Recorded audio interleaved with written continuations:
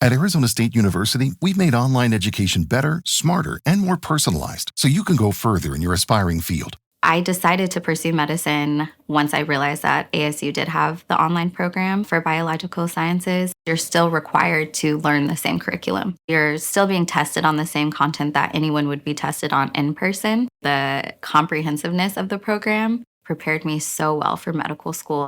Explore over 300 programs at asuonline.asu.edu. Breaking news from the stadium tonight as an anonymous fan foot the bill for 55,000 hot dogs, bringing that sweet tubed meat to everyone in attendance. Free dogs! Yeah! 55,000 hot dogs? What does that even cost? While the identity of this Frankfurter philanthropist remains anonymous, their all-beefy generosity will go down in history. The new Mega Millions. More to win means more to give. How you spend it is up to you. Yeah! For game odds and details, visit sceducationlottery.com.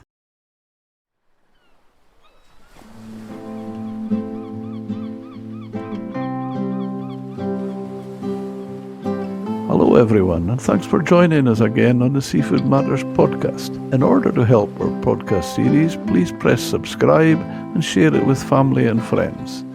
In this episode, I'm delighted to welcome Rob Clark.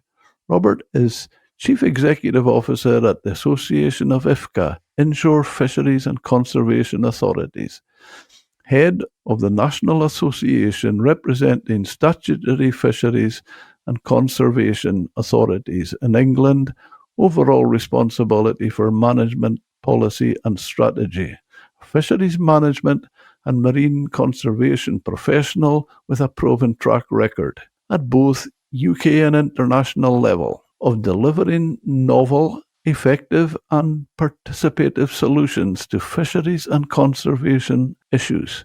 With extensive leadership, experience and demonstrated history of effective organisational transformation, Rob has an excellent and well-developed diplomacy and negotiating skill honed in sometimes hostile environments. Hi Rob, welcome to Seafood Matters. Hi Jim, thank you very much for having me today, and what an honour and privilege it is to be here and able to discuss some of these issues with you. If you don't mind, before we kick in, I'm fascinated just looking at your bio. Diplomacy and negotiating skills honed in sometimes hostile environment. You didn't find yourself at the wrong end in Wembley when England and Argentina were playing, did you? I was referring at once to the work I did with the Somalian Coast Guard, but also reflecting on the similarities sometimes that existed with work closer to home in catching poaching boats in the Solent and in Poole Harbour. So that's what I think I was referring to in that reference. Excellent. Let's kick off. What was your gut reaction when you saw the Attenborough piece calling for a full-on ban on bottom trawling? I did go and see the film on the day that it was publicly released, and I think it was summed up by the sort of people I followed to the car park on the way home who said, oh, that's it. That's why I don't eat fish. And it was just disappointment, I suppose, in that was the take-home message from such a impactful film, that there's simple solutions to really complicated problems. I would go further, Jim. I took home the message that we should ban fishing from a third of our waters, all waters, in order to solve the problems of our ocean. And it was as simple as that. So not just banning bottom tow fishing gear, but to ban fishing in all of our waters. And I overall, I felt that this dialectic approach, this completely sort of simplistic solution to complicated problems, makes the job in reality harder to reconcile some of the competing needs from our coastal waters. Could you elaborate on just exactly the implications of that?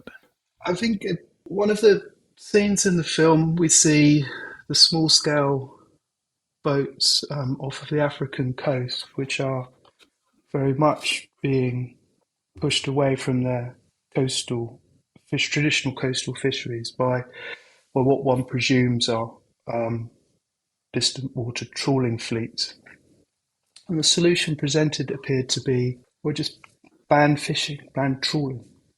from those areas. Well, what about the agency for those local communities to make decisions and determinations and to enable small-scale fisheries to operate in a proper manner? The idea that you just ban fishing from those areas is not going to solve those problems. They need locally produced sources of protein and good governance structures to support that. And I felt that the increasing calls just to ban fishing don't help. What we need to encourage is proper places to reconcile these competing needs, and not just fueling this, as I say, dialectic debate. I am certainly with you there, Rob. I remember it takes me back, what you say there takes me back. I was on holiday, my wife and I were on holiday seeing my brother and his wife who were living in the Seychelles at the time. He was working with the Overseas Development Agency. And like we always do, finished up, I got myself to a harbour, got myself on a fish market, talking to people. I thought to myself, my goodness, we're in the Indian Ocean here. We've come so far from our Scottish coastal villages, and here they're telling me their biggest problem is the big Japanese and Spanish boats. And I thought, our problem is the big Spanish boats and what their damage they're doing. And so, yeah, I totally get what you're coming from there, Rob. I had the privilege, Jim, of working over in the Seychelles, briefly training the Somali Coast Guards in their fisheries protection functions for exactly that purpose and reason. Primarily, they have bans on certain types of fishing, but no capacity to enforce it. At that point, large international fleets denuding their coastal waters, resulting in some of the things that many listeners would be familiar with, the piracy issues. So these simple solutions don't work in reality. Yeah, an incredible experience at the organisation is called Slow Food, and you may be familiar with it. And we were at this convention in Turin, Italy, which I think is the home of Slow Food. And we were at workshops, and this one in particular, here I was only about 2 or 3 chairs away from this guy from West Africa, and he was standing up and saying about how this international trawlers were just taking away their livelihoods. And they're so poverty stricken, it was leaving them with nothing. Do high profile documentaries have a duty to show balanced science? Or is good photography and clever storytelling enough to shape public opinion? The purpose of documentaries, of course, being to elucidate stories, but of course their duty is to make money, isn't it? And sadly, very often these types of very sensationalist issues do attract more viewers than a more nuanced and complicated discussion. Goodness, that's the distinction between some of the more technical stuff one finds on what actually works in fisheries management on YouTube and something that people might sit down on and go to the cinema and pay to watch, shall we say. So I mean, they're not necessarily a public broadcaster, so are they obliged? Well, that's for others to think about. I think we should, as consumers of seafood, as fisheries management professionals, we have a duty to communicate the value and benefits of fisheries management. And I would say to people watching the film, is the duty upon the viewer is to make a balanced choice and look at the other discussions. Listen to this podcast, for example, and hear other experts and other views. Do they have a duty? Well, I think the ethics of documentary making is something perhaps others are better qualified to comment on. Well, when you say that, it's interesting the fact that some of the people from your area were coming out commenting about never eating fish. Yeah. So it must have an effect. Yeah, absolutely. I mean, we see a trend in this sort of, as I say, extreme polarized positions being presented as solutions to because the world is complicated, and fisheries management, goodness me, is very complicated. Three-dimensional chess is one description. It's every action or reaction has a consequence, sometimes unforeseen, and I fear that story is difficult to convey and tell. People want to know that there's simple solutions to complicated problems, but that's sadly not always the case. But what we do know is good fisheries management works, and that can be reconciled with good conservation. I've been in my career absolutely privileged to take some really poorly performing fisheries on that journey, working with communities to find solutions, which haven't involved whole-scale banning of bottom-towed fishing gears, but instead have looked to enable fishing where it was appropriate to do so. And actually, by embracing those challenges, we got a lot more value from those fisheries as a consequence. So to sort of double bottom line there, better conservation outcomes because we didn't just ban stuff and actually then live with a tail of illegality, and enabling people to have trust and a future in fishing, and empower their custodianship of the resource. Those stories need to be told, and burden on us as a fisheries management and a conservation community to tell those stories better. But I don't imagine they'll be released on Amazon or Netflix very soon. But those are the stories that we should get better at telling. And this them and us narrative just it doesn't work. It doesn't work anywhere. It results in just further conflict. Do you not feel that the key is management, good management? I think good management works. It's proven to work. We do need to manage our resources well.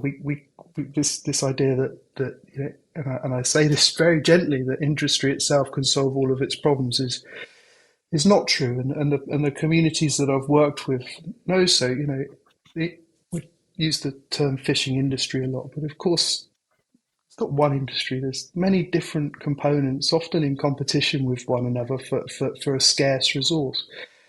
Add into that international dimensions, and you've got the recipe for some tension and conflict. So that the way to resolve that is through management, dialogue, engagement, and putting wherever possible the decisions as close to those affected by them as possible in the local community. You're taking us back to the hostile environment.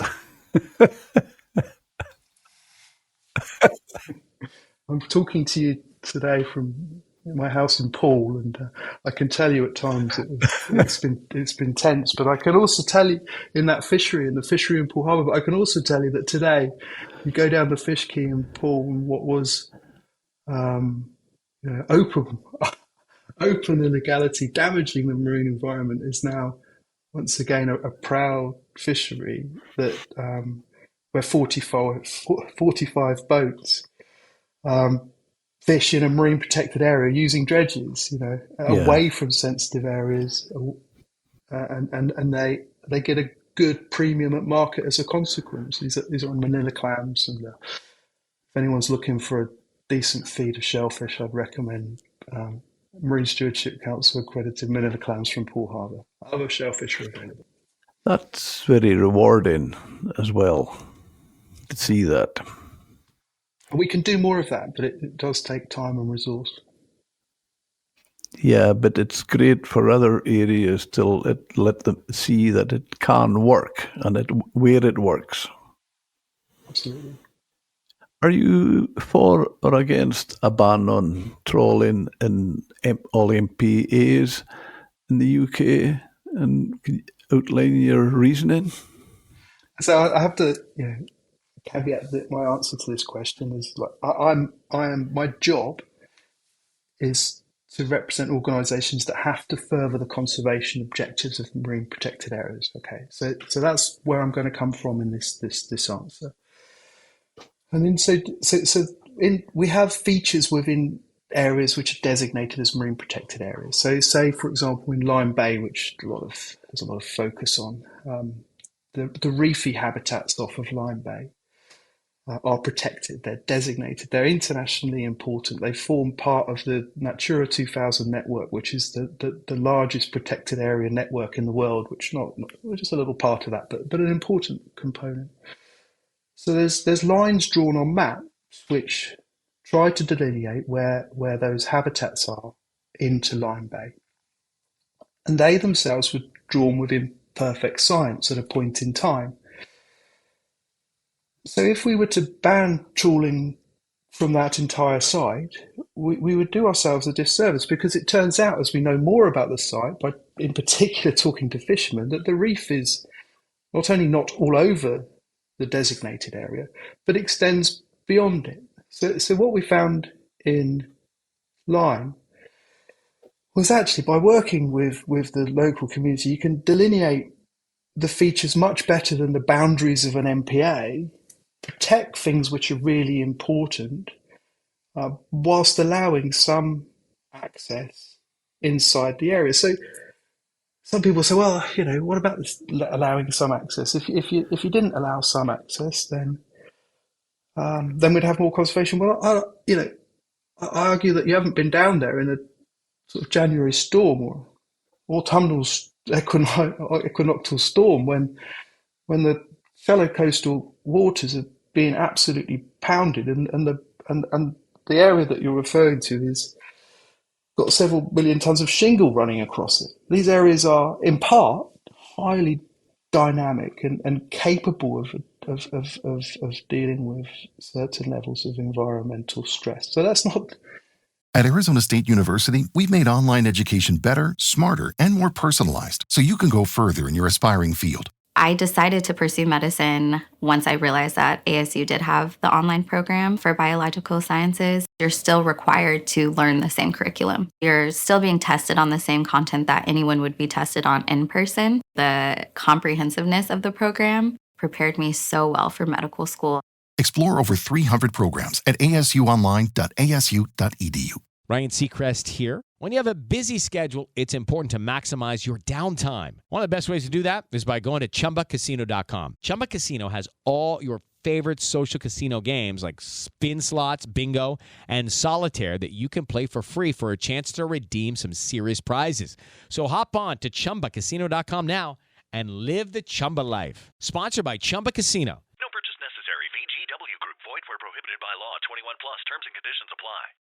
So I think this idea that you close bits because someone drew a map at a point in time and you get better conservation as a consequence is wrong. What you do is you set out your intentions, you take a feature-based approach, work with the coastal communities, and actually you'll get better outcomes than if you take this sort of black and white idea of banning trawling within designated sites. Don't you feel that with coastal communities and fishermen and people involved, if you come with management ideas, practical, and they work, people wear that, accept it. Using the example there, with a big example of protecting the chalk reefs around the back of the Isle of Wight, and we were given a map of where these reefs exist. And told, right, this is the advice as fisheries managers, you must stop fishing in these areas. So okay, right, go to the coastal community. This is the legal obligation is to protect these sites. It's important to know that they're legally obliged to find conservation in these sites. Society's chosen that through its acts of parliament, right? But then when you get there, well, the reef's not there. That's not where the reef is, right? So it makes no sense what you're doing. It doesn't make sense to us because actually, again, highly dynamic areas, and the reef's over and that bit. So if you took a dogmatic, those are the lines, that's what we're going to do, you have a tail of people who don't trust you because your evidence is wrong, and you're likely to get non-compliance as a consequence of that. And when it comes to doing rational things, people are unlikely to work with you because you've proven yourself to be irrational. So the way of making that challenge soluble was to work with the local fishing community, and instead of bringing in distant researchers from from wherever, brilliant as they might be, stick cameras on the local fishing boats and pay them to go out and find the delineation of these reefy type areas, and then make sure that your management interventions are rational to their own objectives. And that's what I guess this idea of being rational. If you're rational, you can build trust, and people will want to work with you rather than against you. Absolutely correct. And I've found that myself in a lot of areas. Do you feel the public has been misled by emotionally charged narratives? We're talking about a particular film, or one only has to switch on the television, if I'm afraid, or scroll through aspects of the internet, and there's always agendas, and emotionally charged agendas are the ones that sell. So I think we mustn't be surprised in all perspectives come with a particular agenda behind them. Are they being misled? Well, I think the challenge for us is to provide the perspective that helps make informed decisions. Are they being misled? I think people want solutions, and these present themselves as solutions. Hey, we've been there before, right? With the discard ban. I mean, the idea behind the discard ban, brilliant. No one wants discarding; it's bad. Celebrities involved for good reason, because these simple solutions on the face of it look like they work, right? But they don't, because they're complicated. Complicated problems require complicated solutions, sadly. Are they being misled? Perhaps not intentionally. I didn't mean that in general. I wasn't only meaning the film at Oceans. It was a general. But as you say there, with the discard ban, at one point in it, fishermen were told no discards, and yet they weren't allowed to land. So, I'm fortunate enough to have a long career in this area, and I've seen waves of policy which has developed a long way from the coast, which even when it's committed to paper, you can see is doomed to failure. But which on one hand will be argued, well, that's why you need just to ban stuff, right? Yeah, but another answer to that problem is that you need to work with people rather than create these them and us narratives. I think people would get a lot more trust and being trusted and cooperation if they were taking people along with them. I just wanted to reflect on I was just thinking about this idea of banning trawling in marine protected areas just as a general principle, and that would, for example, and I sorry to keep going back to this area, but it's an area that I'm very familiar with. Is you like the whole of the Solent is a marine protected area. It's protected for birds.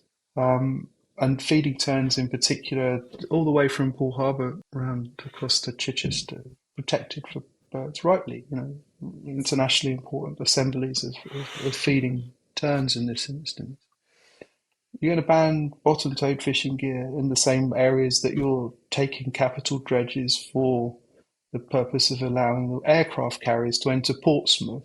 Are we in the same area that is, every time it rains, dumping untreated sewage onto our seagrass beds? It is. How could you stand before coastal community that for generations has been associated with fishing and say that's reasonable and proportionate to the objective? I couldn't do that. I don't think it is.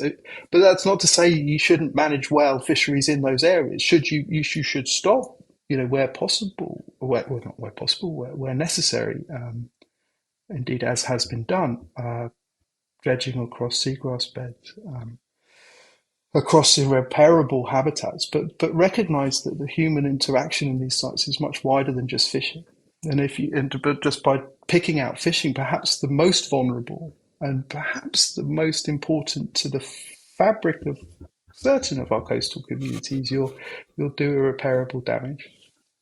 What did you say there was stuff being dumped in that area? Sorry, I was being rather loose with my language.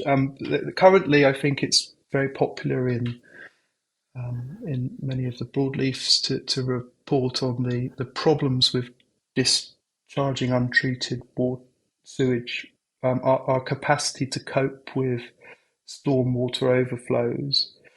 Okay. We have more intense rainfall. Obviously, Okay. Yeah. Yeah. much larger urban populations, and this is all going on to once very productive oyster beds. Well, we've lost our oyster fisheries, and we're stopping fishing for those. But unless you deal with the fundamentals, those oysters are not coming back. Yeah, that's a bit of a shame. With alternatives to bans, what about MPAs or seasonal closures or gear innovation? It all has a role, and as I've reflected on earlier, it's about what's your objective. So sometimes, some of the stuff on the seabed is really fragile and takes very, very long time to grow. So in those instances, then seasonal restrictions aren't necessarily going to work. If the life history of the feature which you're trying to protect means that it takes many generations to develop into colonies, and they themselves can be damaged, and the very integrity can be damaged by even a few passes. Say these are very stable habitats, then those types of nuanced approaches aren't going to work. But where your objective is to protect, say, feeding terns, and the impact of trawling might be just the surface disturbance of a tern being a bit upset by a passing trawler, then absolutely seasonal restrictions can work in those cases. Again, coming back to our example from Paul, just here, one of the biggest risks to the MPAs is the disturbance of birds in the winter. And that's disturbance not of their food sources, although that's another thing that needs to be managed, but instead just the presence of boats in bits of the muddy backwaters of a harbour. So a seasonal restriction there enables the fishery to exist as well as the birds to be protected. You see, when you mention birds being protected, it was in a previous podcast. Well, he's retired, but he used to be a fisheries scientist with the Marine, which is now the Marine Directorate. And he said they did studies, and they reckoned that the effect of, if they increase the mesh, just say they increase the mesh size of the net and for more small fish to be released, which makes it sound as if it's sensible conservation. And this is a scientist that said this, but they discovered that what it did is put more juvenile fish into the fishery. They had a problem themselves with the available food. There was more competition for the available food, but also for sand eels was the example. He reckons that the fish are more efficient and effective at eating sand eels than birds, and especially wader birds, but other birds as well. So he reckoned that the bird numbers were in decline and they were having a problem. So it's quite complex, but where you would think you were trying to conserve fish stocks, he felt it was actually having a detrimental effect on the stocks and the bird population. One thing that we can conclude from this is that it's not simple. From work I've been involved with, each bird has a different life history. A different proportion of that life history is spent in our waters and requires an approach that ensures that its existence is not compromised by a variety of different activities. And many of those activities are not fishing. But it's an example of the fact it's not simple. As you say, there's an idea of perverse consequences around every corner of a fisheries management decision. Yes, indeed. Is there a risk in celebrity-driven environmentalism? I think that the influence of celebrity is clearly very important in today's discourse, and I believe that people will attribute values to certain celebrities, and they will get noticed more easily. But are they the best people to convey messages well. I guess the marketers will tell you that they're pretty successful at it. Is there a risk? There's a risk that agendas can be motivated using celebrities as a front for those messages. I would say that there's certain risks around that, yes. What would you think would be the biggest consequence of implementing and not implementing a ban on trawling in MPAs? I think we look at, if I may be so bold, I believe this to be true. The effectiveness of the IFCA model in England has shown that it is not necessary to whole-scale ban and are not proportionate to the risk of whole-scale ban trawling within marine protected areas. The consequence of changing the goalposts or creating instabilities in our policy regime where if we were to move from a policy of protecting the features within sites to one of whole-scale restriction, I think will destroy that trust which we're so desperate to build because it is so important to move forward. I think it will put out of business very important components of the fishing community. We know that markets rely on a diverse range of sources of food and so of seafood products. And on the one hand, one might argue that static gears are better in some way. They too, of course, come with their management challenges. But what we see in the market is that we rely on these multiple sources, and to remove trawling from part of it could see large parts of our inshore fisheries without adequate access to market. So I think those are some of the issues. We could probably unpack many more, but I think actually, if you look at what's happened in England over the last decade or so, in terms of finding at once proportionate and precautionary approach to how we manage fisheries within marine protected areas, I think actually we've got a lot to be proud of. I think we should do better at celebrating and understanding that more. And what would the human cost be a ban would mean for coastal communities and livelihoods? I just mentioned that the loss of markets, I think, would be and continuities of supply, which will interrupt supply chains. Coming back to just my doorstep here, I've got 45 fishermen fishing in a properly managed fishery, which would in Poole Harbour, you would rip the heart out what is a really strong, important coastal community with really strong links to the local area and a long and proud tradition. But you'd lose that, you know? And we'll turn it into plastic boats. At Arizona State University, we've made online education better, smarter, and more personalized so you can go further in your aspiring field. I decided to pursue medicine once I realized that ASU did have the online program for biological sciences. You're still required to learn the same curriculum. You're still being tested on the same content that anyone would be tested on in person. The comprehensiveness of the program prepared me so well for medical school. Explore over 300 programs at asuonline.asu.edu. Step into the world of power, loyalty, and luck. I'm gonna make him an offer he can't refuse. With family, cannolis, and spins mean everything. Now, you wanna get mixed up in the family business. Introducing The Godfather at ChumbaCasino.com. Test your luck in the shadowy world of The Godfather slot. Someday, I will call upon you to do a service for me. Play The Godfather now at ChumbaCasino.com. Welcome to the family. No purchase necessary. VGW Group. Void where prohibited by law. 21 plus. Terms and conditions apply.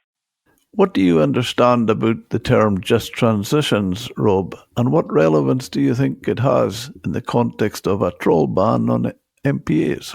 I think just transition is about trying to support change and adaptation to marine protected areas. We have a network in England where in inshore waters out to 6 miles, over 50% are designated in one form or another as a marine protected area. I think that's a really important thing for listeners to understand. You know, if we were to invoke a trawl ban in our marine protected areas today, it would mean no trawling in 50% of our coastal waters.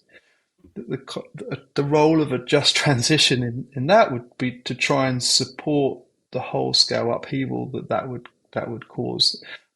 one has to presume that that would involve certain things like making funding for retraining, making funding available for different types of fishing gears to be deployed. But I think support for adaptation and change is necessary anyway, but it's not a solution that I think is particularly viable. We would lose many of our coastal fishing communities with or without a just transition if we were to ban trawling from 50% of our coastal waters. Do you not feel by banning bottom trawling, it doesn't stop demand, it just ships it off somewhere else, and possibly with lower standards? And if I might be so bold, my experience has been a domestic-grown illegal activity as well. You know, if there's high levels of resources, then there will be an element, and I wouldn't say they were necessarily part of the fishing community, but instead part of organised criminality that would seek to fish in those areas anyway. And so, you know, always mindful of the unintended consequences. When my colleagues were involved in chasing around illegal fishing in some of our coastal areas and were successful in doing so, what we found was rural crime increased because those people that were involved in illegality moved their illegality elsewhere. So again, another tale of unintended consequences. And going on from that, I mean, are they trying to, when they talk about bans, are they trying to ban something they don't understand? There's many types of trawling. There's many types of bottom-towed fishing gears from a 2 foot by 2 foot box dredge to the largest of the beam trawl scallop fleet. I'm mindful in this discussion of a fisherman from Lyme who told me about the best thing that they ever did in the 1980s for the coastal fisheries was to introduce a vessel length restriction. That's a very different thing to a ban on bottom trawl. And the vessel length restriction of 12 metres was brought in because that was the boats that could get off the beaches, that could get out the little tiny creeks and harbours which exist along our coast. And that created a space in which our small-scale fisheries could operate. And in that space, like foot rope, bottom trawls, those types of activities had and do have a continuing place and a role. You know, these are highly mobile, highly dynamic environments in many instances, and using like foot rope trawls is you know, perfectly sustainable in the right place. So, yeah, I think that this level of nuance is lost in these, as I say, dialectic type of discussions. Ban trawling. Well, actually, some of these activities are, if well managed, are perfectly compatible with conservation. When you say that, you remind me, it was a great success as well in the Faroe Islands. I handled a lot of boats from the Faroe Islands, and they had a season when they were allowed into certain areas. And it just came to my mind when you said that, because the restrictions were the boat had to be below a certain length and horsepower of their engine. Both count. You had to be under with both, or you weren't allowed into the area. And that worked well for many, many years. It's absolutely right. It is, however, a continual process. Technology creeps. You know, a 12, 14 meter trawler of 1980s compared to, you know, what can be built now in a catamaran, etc. As you say, these things are complicated, and they're best resolved in the local community. And what we need is more resourcing, more focus on enabling the local communities to come up with solutions to our challenges. Indeed. Do you feel any common ground exists between the fishing industry and NGO campaigns to ban trawling, and how might this be built on to progress a way forward? Yes, I mean there is commonality, common grounds. I mean, the small-scale coastal fisheries They don't move. They rely on the resource coming to them. The fishermen in small coastal communities have an absolute vested stake on making sure that they've got long-term sustainable fishing opportunities. Surely, if we can have locally produced good protein, then the NGO community and the fishing industry have commonality in that space and in that regard. And my experience actually is it's been really, really positive around the NGO engagement when it's local, when it's actually dealing with real people and exchanging ideas in person and in governance, which enables those discourses to be debated. I think perhaps the premise of this question and perhaps the direction in which we travel is problematic when we have distant and far away funded organizations calling for blanket this and blanket that. For the response will be to rubbish those calls. But we do need good conservation in our seas. Because the coastal fisheries rely on good conservation, because the conservation of their resources means that they've got a future and they can pass on the future to their kids, which I know fishermen want to do. I'm mindful in this conversation of a great fisherman, Graham Doswell. And Graham was a fisherman he passed away sadly. He was a fisherman out of Eastbourne. He knew those grounds off of Eastbourne as well or better than anyone. And he was worried about the fact that a new type of trawler using chain matrices, perfectly legitimate activity, but it could get over low-lying reef off of Beachy Head. And he wanted, it was him that knew of the presence of that reef, and it was him that advocated for the protection of that reef, and it was he that got the designation of that area as a marine conservation zone. And that surely demonstrates that there's multiple examples of such things. There's more in common very often with the sensible conservation community and small-scale coastal fisheries.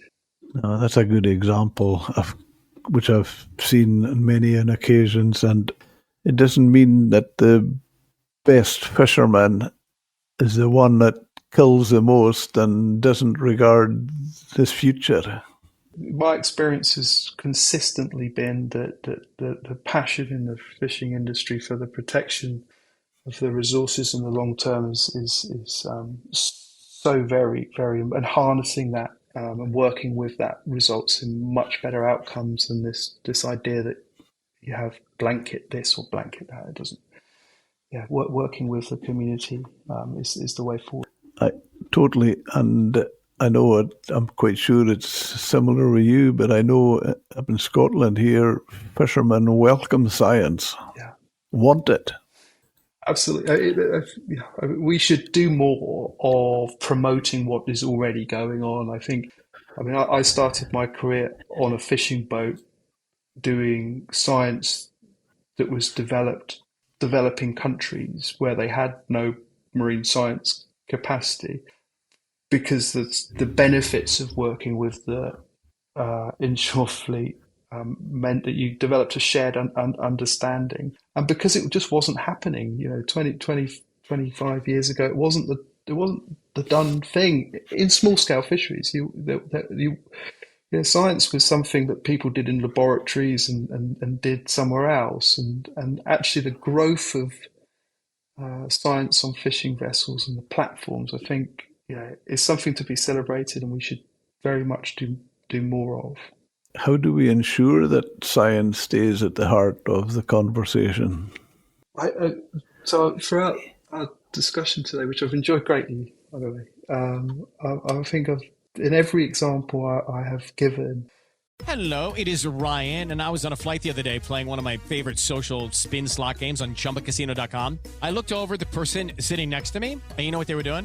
They were also playing Chumba Casino. Everybody's loving having fun with it. Chumba Casino is home to hundreds of casino-style games that you can play for free anytime, anywhere. So sign up now at ChumbaCasino.com to claim your free welcome bonus. That's ChumbaCasino.com and live the Chumba life. Sponsored by Chumba Casino. No purchase necessary. VGW Group. Void where prohibited by law. 21 plus. Terms and conditions apply. When we started writing our thoughts down on paper, it opened up endless possibilities. Ideas could grow beyond the borders of the mind, and it changed the world. Somewhere along the way, we lost touch with paper, distracted by devices made for every purpose except for thinking and focus. On edge, waiting for the next notification. But what if new technology didn't pull us away from paper, but brought us closer to it? Listen. That's not paper. It's the sound of the new Remarkable Paper Pro, rewriting the future. A paper tablet with a true color ink display, gentle reading light, and unheard of tactility. With digital features for taking notes, thinking, and organizing, without any distractions. Paper is about to change the world again. Get your paper tablet at remarkable.com today.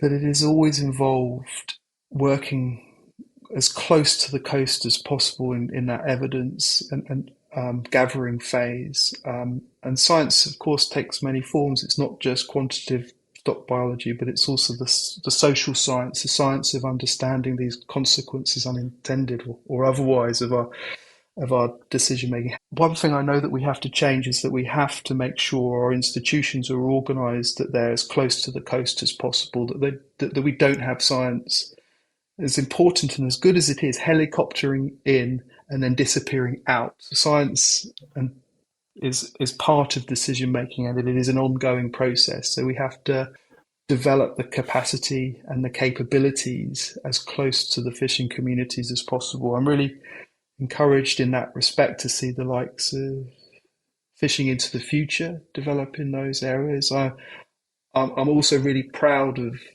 the IFCAs tradition in this area as well. The scientific community in the IFCAs, in the Inshore Fisheries and Conservation Authorities, I think is something which is quite amazing. We just haven't got enough time to celebrate and tell enough of those stories, but that's something that we need to change. How do we ensure that we do more of it? I think we have to celebrate what we're already doing more, and from that we can build an understanding of the benefits of doing so. Do you feel there's a danger that who drives the narrative with that, if it's scientists, NGOs, or the media? I think it's interesting. Science is part of our decision-making process. The media will always have an important role. But I'm really interested in something that we haven't really touched on as much in this discussion is around governance. Who is making these decisions? So all of these actors and factors are very important, but ultimately, where is the decision making? Is it in Westminster? Is it in Newcastle? Is it where in Scotland? Where is it? I think the good thing I'm at risk of going into an IFCA promotional spiel, and I will stop shortly, I promise. But I would say, no, please do it. Please do it. The long tradition of local authorities in England of managing coastal fisheries is the very reason why we have one of the biggest fleets in England. They themselves cannot solve all of the problems that fisheries management faces, i.e. international shared stock resources. Fisheries don't necessarily respect boundaries. But by having local decision making where people with different perspectives, and importantly with fishermen in the decision making seat, I think is so very valuable and important, and is the reason that we still have inshore fisheries in England. And yeah, I think the role of local communities being charged with making their own decisions through legislative frameworks and government frameworks is so very powerful. For the complexity that we keep referring to can only be resolved through those local frameworks and structures. I think the perfect example of what you've mentioned today is, and I'm not appreciating distances. I'm thinking it's down your way, but maybe it's a bit further than that. But that, which I think was an absolutely master stroke, Cornish sardines. And they tell me that the fishery's good, the process created a lot of jobs. I can even buy them myself up here. Have you a view on that? It's a great fishery, and I was very, very privileged to try and understand a little bit about it. And actually, in that instance, that's a real example of the industry really leading the charge on the development of that. But one thing it shares in common with a bunch of other internationally important sustainable fisheries is that they then went the extra mile and got that external certification through the Marine Stewardship Council, because as we've discussed, everyone's got a perspective, some are informed or not, but what the Marine Stewardship Council seal of approval does for that fishery is it opens up all of the criteria in a science and evidence basis on which people can then have trust in that fishery. So I think the Marine Stewardship Council, in the case of Cornish sardines, is a really big part of that story. It certainly sounds, from all accounts, a positive one, and I certainly have to say I've bought it and eaten it and certainly enjoyed it. That's for sure. Well, we should all be eating more small pelagic fish, and that's absolutely certain, because we've got to feed the world here, and small pelagic fish is a major part of that solution right now. So buy Cornish sardines. Definitely, yeah, I would certainly promote that one. And as I say, and I used to use when I had the seafood restaurant, if you buy fish in season, you're a lot healthier, and the fish stocks are a lot healthier. It takes us back to the beginning of our conversation, really. It's my experience of walking out of the cinema after watching David Attenborough's film.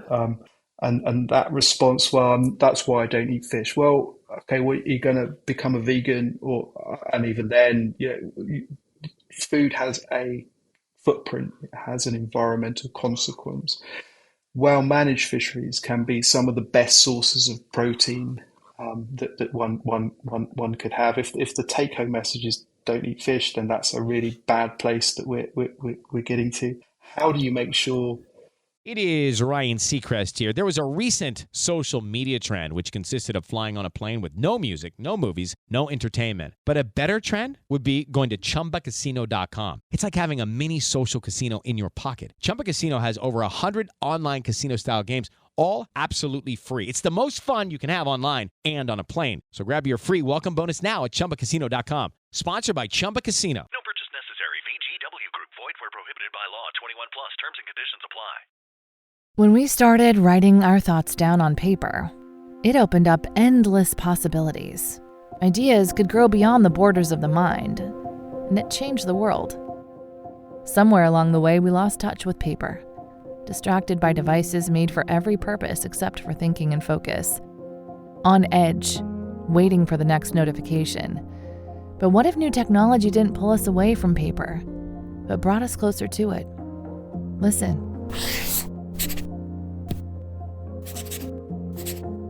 That's not paper. It's the sound of the new Remarkable Paper Pro, rewriting the future. A paper tablet with a true color ink display, gentle reading light, and unheard of tactility. With digital features for taking notes, thinking, and organizing, without any distractions.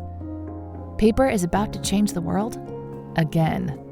Get your paper tablet at remarkable.com today. That you're getting fish from the best sustainable sources. And Marine Stewardship Council has a really important role, but many of our fisheries can't and won't go to that certification because there's financial barriers, perhaps. Get those relationships with your local fishmonger, and go speak to the local fishermen, because they'll tell you what they're doing and how it's caught, and that there's some amazing fish from our coast, and we should be really proud of it. Well, it asks the other question, can we feed a growing population without bottom trawling? I very much doubt that we can. I'm an inshore fisheries manager in England. I can tell you that we can have bottom trawling as a part of a fishing fleet in England, and we can be proud of its management. So we should celebrate and support our local fisheries more. I asked AI to pick a question for this series, and this is their response was as follows. A challenge to Attenborough. If you had 5 minutes with Sir David, what would you say? Well, firstly, I'd say thank you very much for signing a copy of The Living Planet when I was 8 or something. Your role in inspiring so many has been so very important. The ocean has an important story to tell, and that dialogue needs to be continuous and ongoing, because I fear that the solution it presents is not one which is achievable, and it risks, without a continuing narrative and dialogue, undermining some of the progress that we've made. And finally, if my 5 minutes is not up, I would refer David and the viewers to the fact that at the end sequence of the film is stood at Old Harry Rocks, just down the road from where I'm sat now, looking out to sea, reflecting on the future of our oceans. And beneath him, actually, is an area in a marine protected area which has trawling restricted, but it ain't a blanket ban. It's a restriction on areas where there's sensitive habitat. And I would say that actually, good fisheries management works, and simple solutions are like to lead to perverse consequences. So let's continue that dialogue. I think that is one of the regrets I've got from a few people, is that they maybe just hadn't got all sides of the conversation with them to learn all that. Science communication is clearly very, very complicated, and in order to, we are facing many challenges. And my fear, I think, primarily is that this will distract resources, that there will be more international conventions where people will travel across the world to sign up to unrealistic targets, which will then have no tail of implementation. And on the coast, our coastal communities get left behind. The political benefits of signing up to new and more stuff is fairly obvious. But when it comes to actually implementing, where are we building the structures, and where are we supporting our coastal fisheries managers and our coastal fishermen to reconcile these areas? That's where we need to be focusing, in my opinion, rather than these dialectic debates. Which book or article do you think everyone in fisheries should read? I'm not allowed to plug my own book, Jim, I presume, given that we've suggested that. Go for it, Rob. Go for it.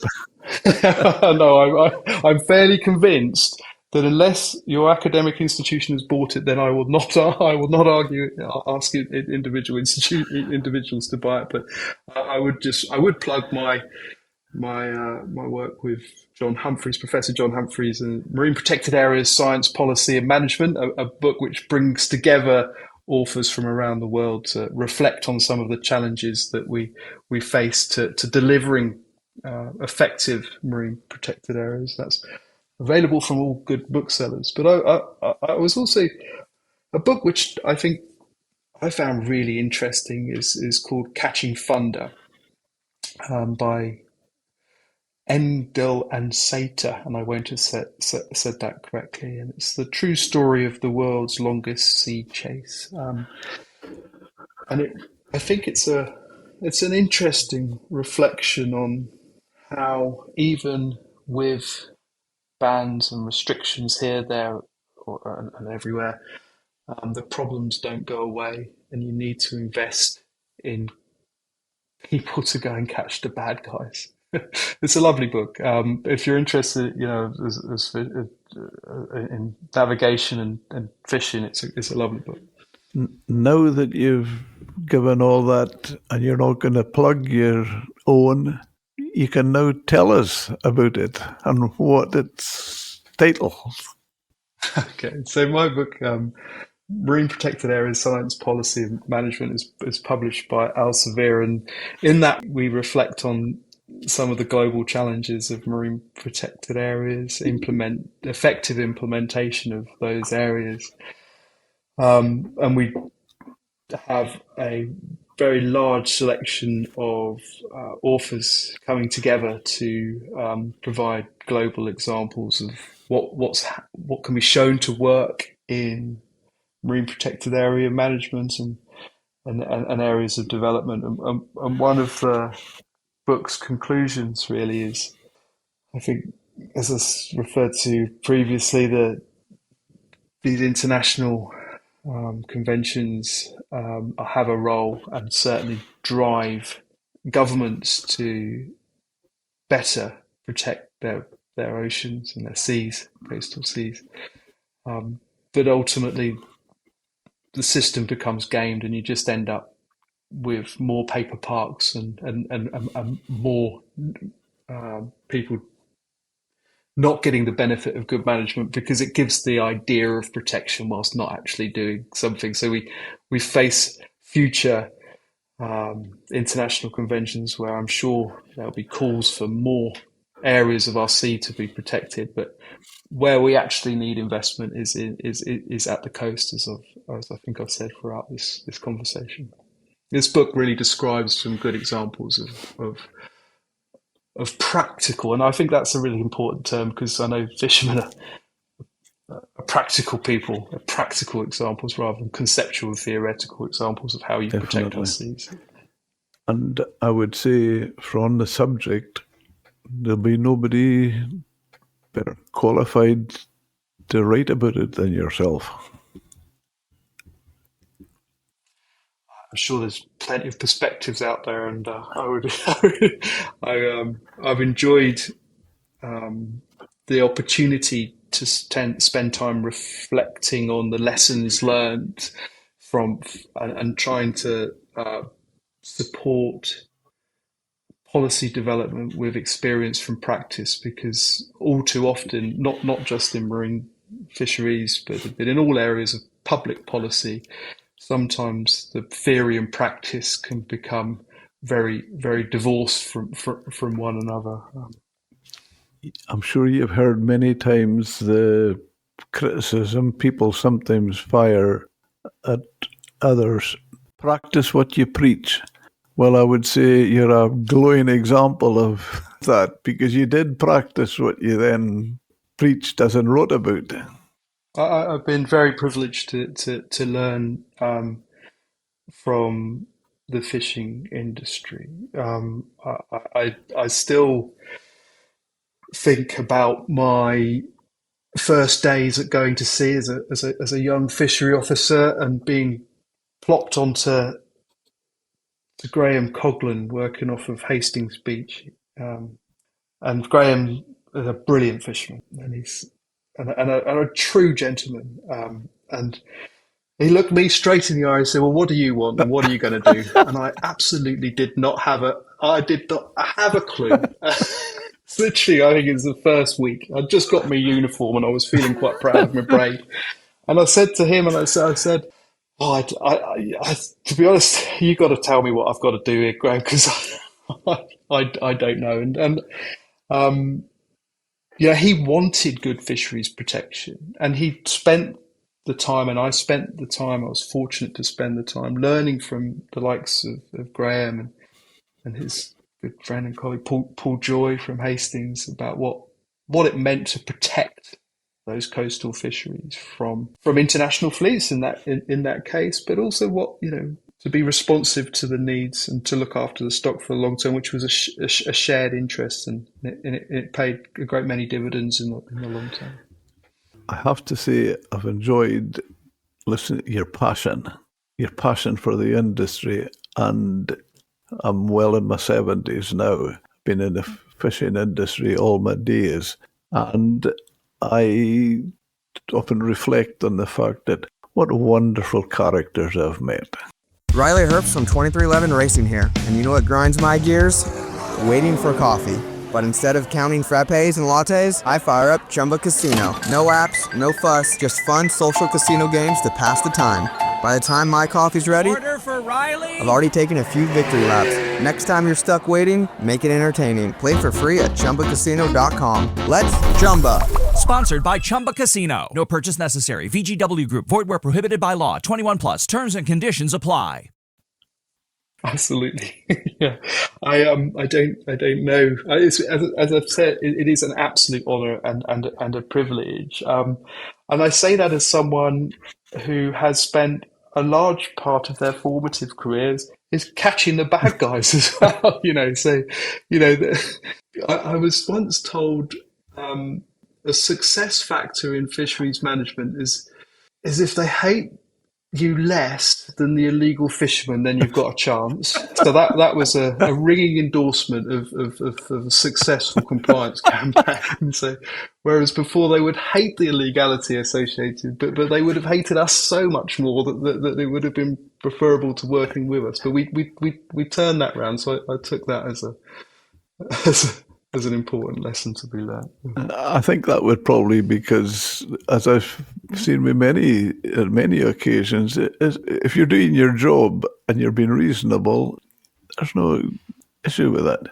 And the rules are rational as well. That's another really important. We talked about those issues of protecting features which don't exist if you're in marine protected areas. That you can't build trust in a relationship on that. But I mean, I enjoyed working with people who were, wanted that fisheries protection function to work. Most of the success was as a consequence of being told how people could break these rules and where to find them and when to go. That was because the community wanted effective policing and an effective management. If you divorce the rule making from the local community, then you will not win. Policing has to be by consent and it has to be with the local community. So there's a really important discussion to be had around, you can bring in as many protections and as rules as you like, but if they're not respected, then it's a big old space to see. There's a lot of places and a lot of dark corners one can get into, and that's why I talked about Catching Thunder, that book, because it's an interesting read about the realities of actually the other side of management, how to catch illegal fishing. One word to describe the future of British fisheries. Change. Our seas are warming. Where once there was insufficient quota for our inshore fleet, now there's not enough fish in of the type that they were used to, particularly in the southeast. So we've got to adapt. And the one thing about adaptation is only going to achieve that if we work together. The fleets are changing so rapidly. After a period of relative stability, we've got to get used to new and novel species. You said one word, didn't I?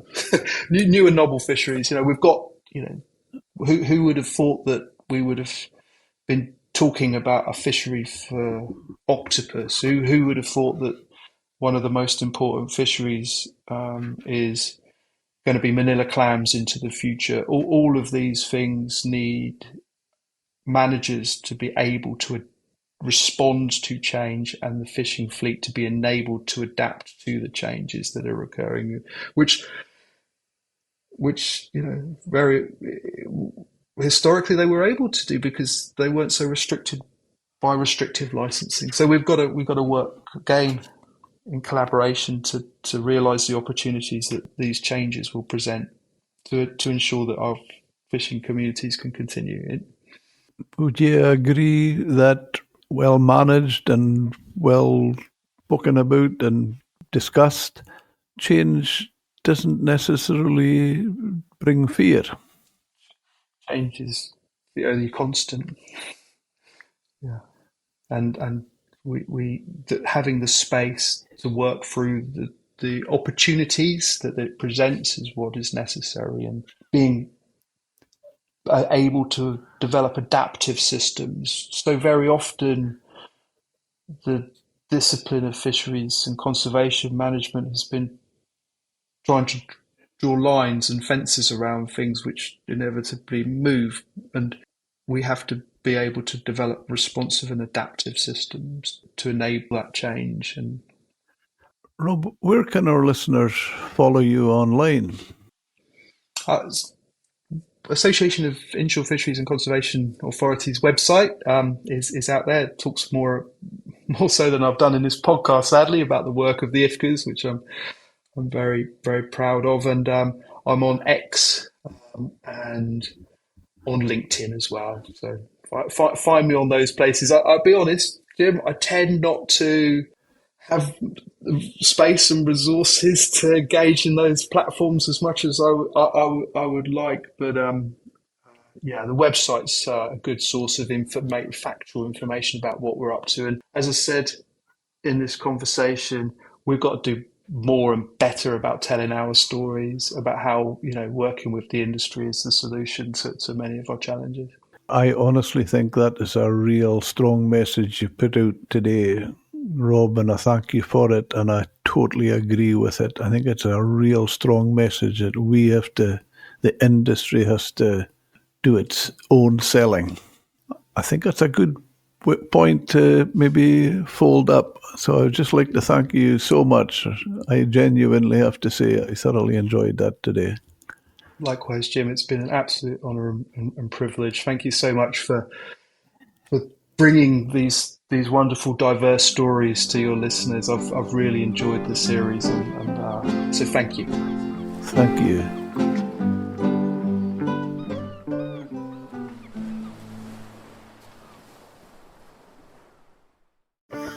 Having a life scholarship and being able to afford to go to college made me feel inspired to go. When I got a life scholarship, it was such a relief. I knew that I wanted to have an impact. Having a life scholarship through the SC Education Lottery was huge. It gave me the opportunity to make that impact right here at home. The South Carolina Education Lottery. A better you, a better us, a better South Carolina. Visit sceducationlottery.com/betteryou. Riley Herbst from 2311 Racing here, and you know what grinds my gears? Waiting for coffee. But instead of counting frappes and lattes, I fire up Chumba Casino. No apps, no fuss, just fun social casino games to pass the time. By the time my coffee's ready, Order for Riley. I've already taken a few victory laps. Next time you're stuck waiting, make it entertaining. Play for free at ChumbaCasino.com. Let's Chumba. Sponsored by Chumba Casino. No purchase necessary. VGW Group. Void where prohibited by law. 21 plus. Terms and conditions apply.